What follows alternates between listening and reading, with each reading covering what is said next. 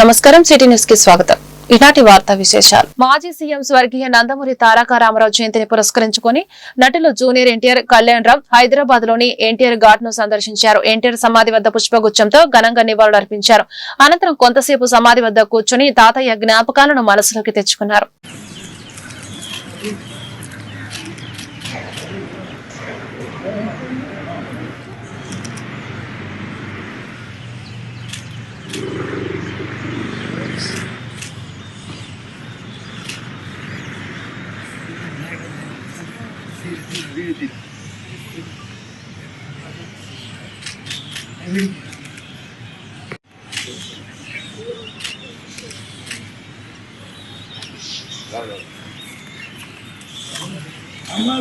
अमल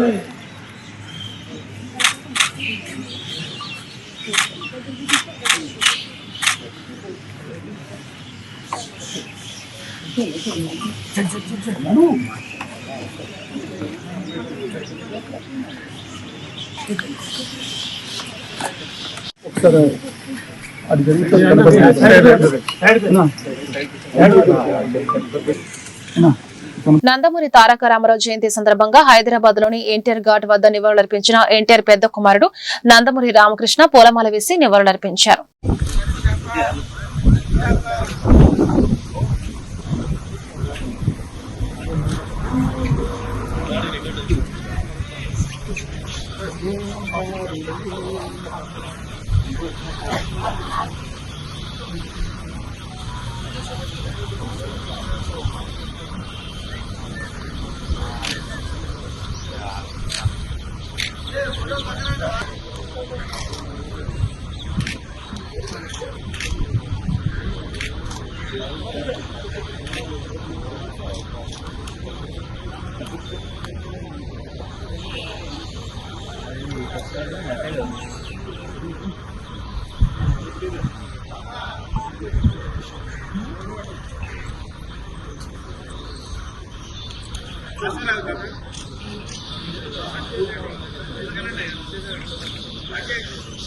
సాయిబాబు గారు కొంచెం ముందుకు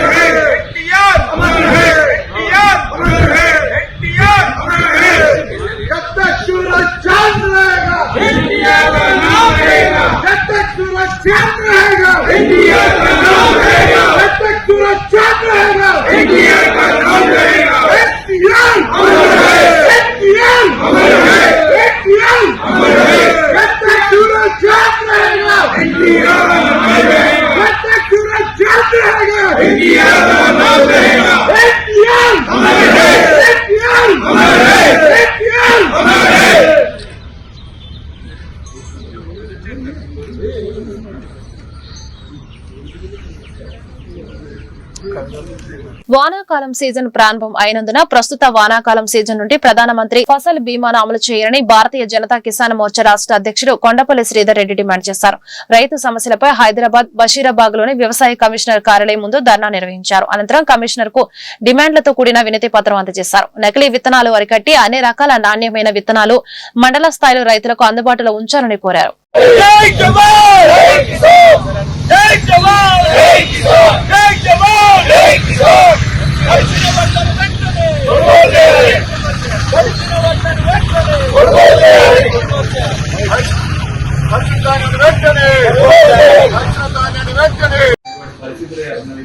రైతు కన్నీళ్లు పెట్టామన్నారు, బాధపడతాం, వెంటనే కొనుగోలు వేగవంతం చేయండి అని చెప్పి రైతుల పక్షాన మిమ్మల్ని అభ్యర్థించడం ప్రకృతిగా అన్ని రాష్ట్రాలలో ఇలా ప్రధానమంత్రి ఫసల్ బీమా యోజన అమలవుతా ఉంది. గౌరవ ముఖ్యమంత్రి గారిని కోరుతాం, ఈ సంవత్సరం నుంచి వానాకాలం సీజన్ ఇచ్చిన సమగ్ర రుణమాఫీ విషయంలో కూడా ఇంకా దాదాపు 60% మంది రైతులకు పంటల బీమా ప్రభుత్వాన్ని విజ్ఞప్తి చేస్తాం.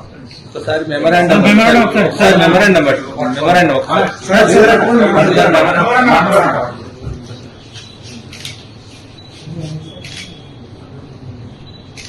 అప్పటికి సముద్ర నాయకత్వం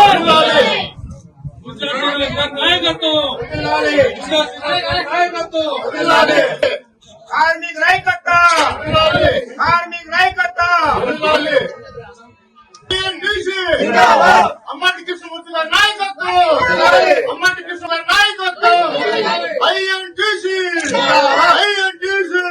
అనేక బస్సులు పొలగొట్టడం, అనేక కార్యక్రమాలు చేసి ఈ యొక్క అన్నదమ్ముల పంచాయతీ మొన్న ఒడిసిపోవచ్చు గాని ఒడిసే ముందు రక్తపాతం అవుతుందని లోపలికి వెళ్ళి కిరణ్ అందరము అన్నదమ్ములుగా ఉండి బాబాసాహెబ్ అంబేద్కర్ ఏదైతే రిజర్వేషన్స్ ఇచ్చాడో ఆ రిజర్వేషన్ పొందాలు ఆ ఫలాలను మనందరము శాంతి 30 సంవత్సరాలు కొట్లాటైంది. ఎందుకంటే ఆ యొక్క ఎవరికో 4-5 ఉద్యోగాలు దొరుకుతాయి తప్ప మొత్తం 1000 మందికి దొరకవు. కాబట్టి ప్రైవేటైజేషన్ అయిపోతుంది. ప్రైవేటైజేషన్ లో రిజర్వేషన్ గురించి ఐఎన్టీసీ పోరాటం చేస్తుంది. మేము ఏదైతే ప్రెస్ కాన్ఫరెన్స్ పెడదామని వచ్చామో కొంతమంది ఈ తాగిన మైకంలో గుండాలు, వాళ్ళ పేరు నాకు కూడా సరిగ్గా తెలియదు, ఐఎన్టీసీ పదవులు తీసుకొని వాళ్ళు పదవులలో చెగించుకోండి నా మీద దాడి చేయడానికి, నా యొక్క అంశాల మీద దాడి చేయడానికి ప్రయత్నించారు, దాడి చేసిండ్రు కూడా. అయితే ఎందుకు ఇదంతా చేస్తున్నారు? 15 సంవత్సరాలుగా నేను ఐఎన్టీసీ నడుపుతుంటే ఎన్నడూ కూడా మన సంజయ్ రెడ్డి గారు ఎన్నడూ కూడా నా మీద ఒక్క మాట చెప్పలే, ఎప్పుడు కూడా ఇటువంటి ప్రోత్సహించలే. ఆయన ఈ రోజు 97-98 ఏళ్లకు వచ్చినాక ఆయన పేరు పెట్టుకొని ఎందుకు జరుగుతుందంటే కేవలం ఇదంతా జనక్ ప్రసాద్ అనే ఒక వ్యక్తి ఏదైతే ఈరోజు వేతన సంఘం చైర్మన్ గా కాంగ్రెస్ పార్టీ అవకాశం ఇస్తే అన్ని పార్టీలలో తిరిగి వచ్చి ఆయన చేస్తున్న ఈ యొక్క దుర్మార్గపు చర్యగా నేను ఖండిస్తున్నాను. ఎందుకంటే ఈ అసలైన ఐఎన్టీసీ మాదే అని నేను ప్రకటిస్తాను. ఎందుకంటే 20,000 మంది ప్రతినిధుల సమక్షంలో రాంచీలో దేశం మొత్తం నుంచి వచ్చిన డెలిగేట్ సమక్షంలో మేము గెలిచినాము. దాన్ని సంజయ్ రెడ్డి గారు ఢిల్లీ హైకోర్టులో కేసేసి కూడా ఓడిపోయారు. కానీ ఆయనకి ఇబ్బంది పెట్టద్దని మేము ఐఎన్టీసీ ఆర్గా ప్రకటించుకొని పనిచేస్తున్నాము. ఆయన ఎన్నడూ కూడా మా గురించి స్టేట్మెంట్ ఏదో ఇటువంటి దాడులకు చేయలే. కానీ ఈ మధ్య మేము ఇక్కడ ఖైరతాబాద్ ప్రెస్ క్లబ్ లో ఒక ప్రెస్ కాన్ఫరెన్స్ దయానంద్ గారి ఆధ్వర్యంలో పెట్టడం జరిగింది.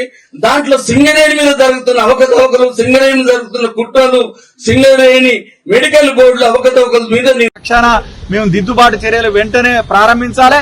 తడిసిన వడ్లను కూడా కొనుగోలు చేయాలని భారతీయ జనతా పార్టీ కిసాన్ మోర్చా పక్షాన మేము డిమాండ్ చేస్తా ఉన్నాం. ఇలా పూర్తిగా మిల్లర్లతో కుమ్మక్కైపోయారు బీజేపీ కిసాన్ మోర్చా బృందాలు తెలంగాణ వ్యాప్తంగా తిరిగితే ఎక్కడ కూడా ఇలా వ్యవసాయ అధికారులు గాని కొనుగోలు కేంద్రాలలో ఇలా పిఎస్సిఎస్లు గాని ఐకేపీలు గాని మొద్దు నిద్రపోతా ఉన్నారు. మిల్లర్లతో సంబంధం చీకటి ఒప్పందాలు చేసుకున్నారు, మిల్లర్లతో రాజీలు పడ్డారు. కేవలం ఫోటో షూట్ల కోసమే ఇలా ధాన్యం కొనుగోలు కేంద్రాలు ప్రారంభించారు తప్ప ఎక్కడ కూడా ధాన్యం కొనుగోలు విషయంలో చిత్తశుద్ధిని రాష్ట్ర ప్రభుత్వం ఇలా తీసుకోలేదనేటువంటి విషయం ఇలా బాధాకరం, విచారకరం చెప్పాల్సి రావడం. అందుకే భారతీయ జనతా పార్టీ కిసాన్ మోర్చా పక్షాన ఇలా వ్యవసాయ కమిషనర్ గారికి ద్వారా ముఖ్యమంత్రి గారికి ఇలా బీజేపీ బృందం కిసాన్ మోర్చా బృందం విజ్ఞప్తి చేసింది. వెంటనే దిద్దుబాటు చర్యలు ప్రారంభించాలా, రైతు రుణమాఫీని సమగ్రంగా అమలు చేయాలి, ప్రధానమంత్రి ఫసల్ బీమా యోజనను వెంటనే ఈ రాష్ట్రంలో అమల్లోకి తీసుకురావాలా, అదేవిధంగా రైతు భరోసా నిధులను విడుదల చేయాలా, ఇలా పూర్తి స్థాయిలో వ్యాసంగిలో అమ్మినటువంటి వడ్లకు బోనస్ను విడుదల చేయాలని. స్థానిక సంస్థలలో 42% రిజర్వేషన్లు అమలు చేస్తూ ఎన్నికలు జరపాలని, ఈ విషయంలో అన్ని రాజకీయ పార్టీలు తమ విధానాన్ని ప్రకటించాలని రాజ్యసభ సభ్యుడు బీసీ సంక్షేమ సంఘ జాతీయ అధ్యక్షుడు ఆర్ కృష్ణయ్య డిమాండ్ చేశారు. 12 నెలల క్రితం జరగవలసిన ఎన్నికలు బీసీ రిజర్వేషన్ గురించి వాయిదా మీద వాయిదా పడుతూ జాప్యం జరుగుతోందన్నారు. ప్రస్తుతం బీసీ రిజర్వేషన్ల విషయం పూర్తిగా పరిష్కారం కాలేదని, ఇది పరిష్కారం కాకుండా పెంచకుండా ఎన్నికలకు ఎలా వెళ్లడం న్యాయం కాదన్నారు. అసెంబ్లీ చట్టం చేసిన తర్వాత కేంద్రానికి పంపుతాని ప్రకటనలు వెలువడ్డాయని, కానీ ఇంతవరకు దాని అతి గతి తెలియడం లేదని విమర్శించారు.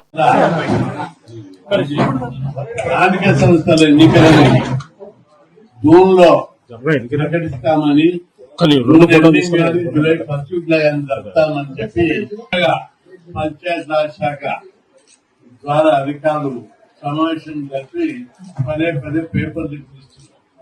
మేము ప్రభుత్వాన్ని నమ్ముతున్నాం. సాక్షిగా చట్టం చేశారు. ఆ చట్టానికి మీరేం చేయాలి? రాజ్యాంగం 73-74 రాజ్యాంగ సవరణలో 243 ఆర్టికల్ 243 D6 ప్రకారం శాతాన్ని నిర్ణయించాలి. రాజకీయ పార్టీలన్నీ కూడా నేను డిమాండ్ చేస్తున్నా, మీ విధాన ప్రకటన చేయాలని అన్ని పార్టీలకు విజ్ఞప్తి చేస్తున్నా. ఎందుకంటే పార్టీ పరంగా అని ఒకసారి అంటారు, పార్టీ పరంగా మనం పిచ్చవిస్తారా? రాజ్యాంగ పరంగా అసెంబ్లీలో చట్టం చేస్తూ దాని ప్రకారం పెంచు. ఎందుకు పెంచవు? నీకేమన్నా అడ్డం వస్తే, సుప్రీంకోర్టు అడ్డం వస్తే మేము చూసుకుంటాం. ఓడిపోతే ఓటమి నువ్వు అంగీకరిస్తాం, కానీ మీ వాగ్దానాన్ని విస్మరించడానికి మేము అంగీకరించాం. సుప్రీంకోర్టులో కొట్లాడతాం, మీరు కొట్లాడండి, మేము కొట్లాడతాం. అప్పుడు ప్రజా యుద్ధం నడుస్తుంది, రాష్ట్ర ప్రజలందరూ తిరుగుబాటు చేస్తారు, రాష్ట్ర బంధువులు జరుగుతాయి, ఉద్యమాలు పెద్ద ఎత్తున జరుగుతాయి. మైనారిటీ కమిషన్ ఏమైంది?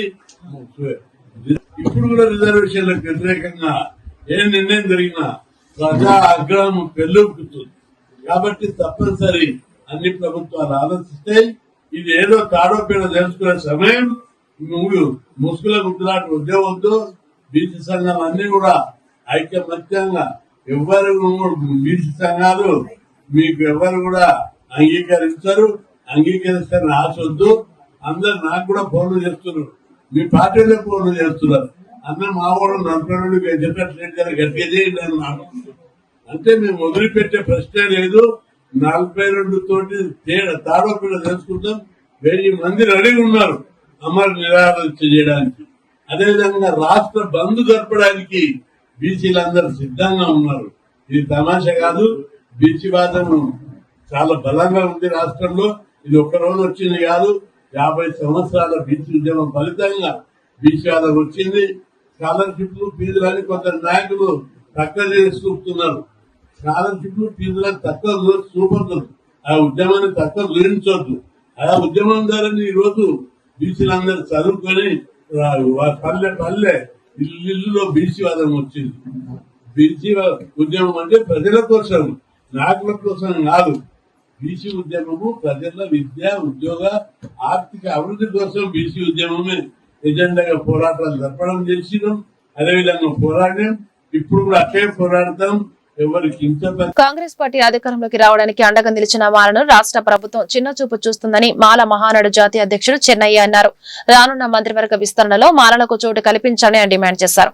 హైదరాబాద్ నాంపల్లి ఎస్సీ గార్డెన్స్ లో ఏర్పాటు చేసిన సమావేశంలో చెన్నయ్య మాట్లాడుతూ బీజేపీకి ఓట్లు వేసిన మాదిగలు ఇప్పుడు మంత్రి పదవి అడగడం విడ్డూరంగా ఉందని విమర్శించారు. మంత్రి పదవితో పాటు నామినేటెడ్ పదవుల్లో మాలలకు ప్రాధాన్యత కల్పించాలన్నారు. జూన్ 7న హైదరాబాద్ లో మాల మహానాడు రాష్ట్ర ముఖ్య నాయకుల సమావేశం నిర్వహిస్తున్నామని చెన్నయ్య స్పష్టం చేశారు.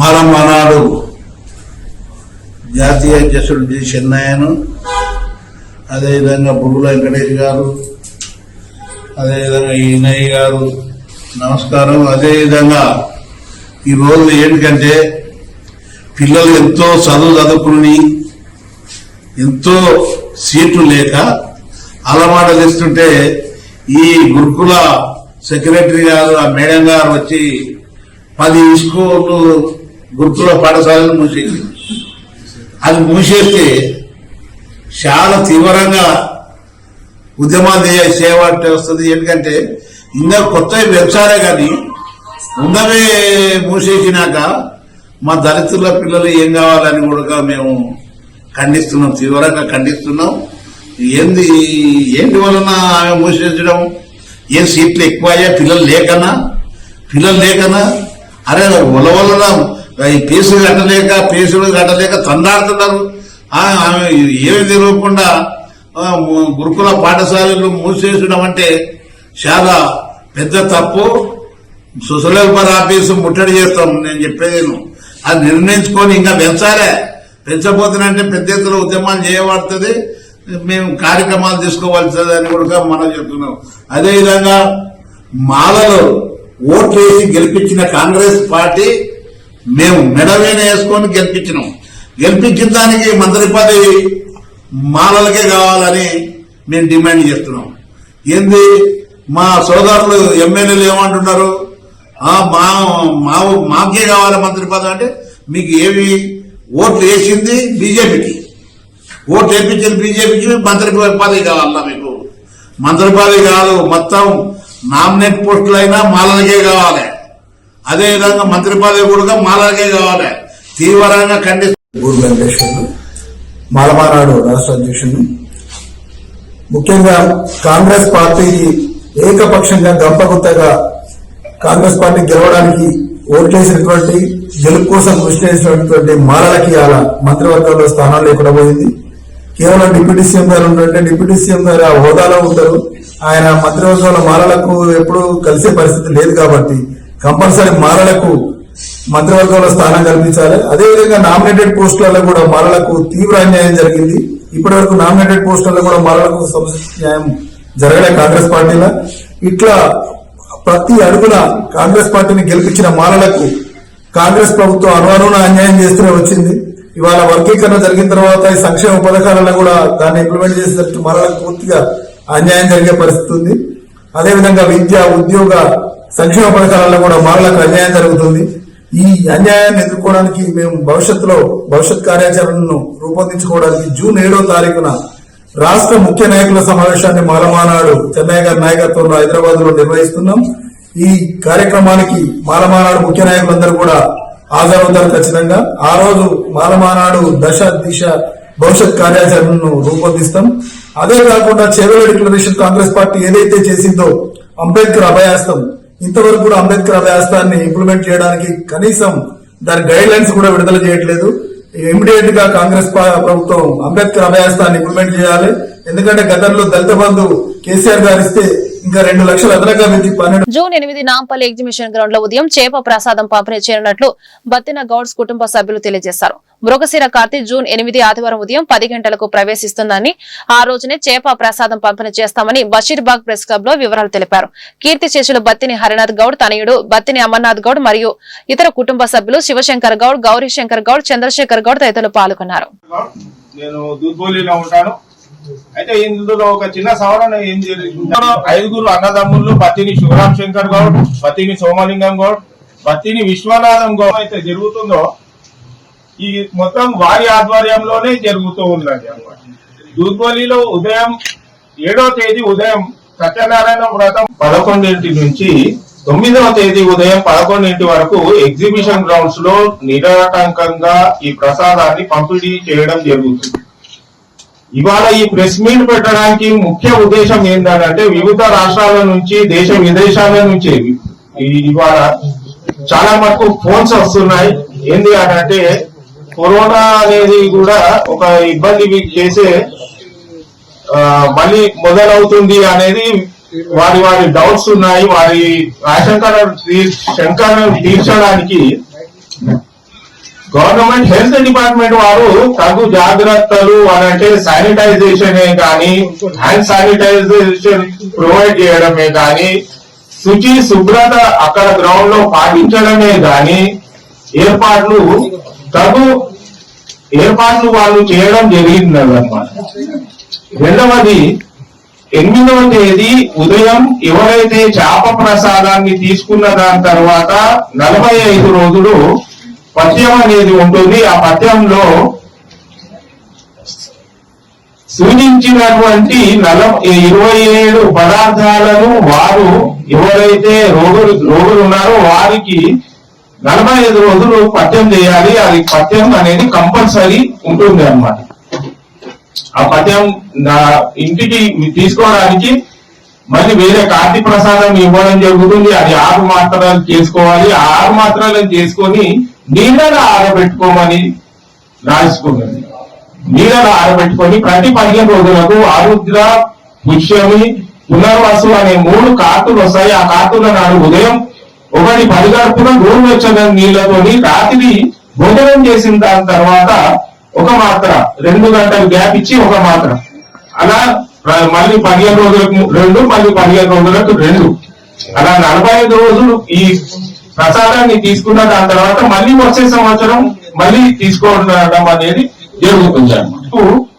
అక్కడ ఎగ్జిబిషన్ గ్రౌండ్ లో ఫుడ్, వాటర్ ఇవన్నీ మరి చిన్న బ్రేక్ఫాస్ట్ అవన్నీ సప్లై చేయడం 10 నిమిషాలు పన్నాగాలు పితివారు, అగర్వాల్ సేవా సమాజ్, ఇంకా 2-3 ఎన్జిఓస్ ఉన్నారు. వారి అందిస్తున్నారు అన్నమాట భోజన సదుపాయాలు. అయితే మనతో పాటు కైలాష్ కేడియా గారు ఉన్నారు. వారు గత సంవత్సరం ఏదైతే 45 రూపాయలు 50 రూపాయలు ఏదైతే గవర్నమెంట్ ఫిషరీస్ డిపార్ట్మెంట్ వాళ్ళు చేప పిల్లలు. ఈ వార్తలు ఇంతటితో సమాప్తం. నమస్కారం.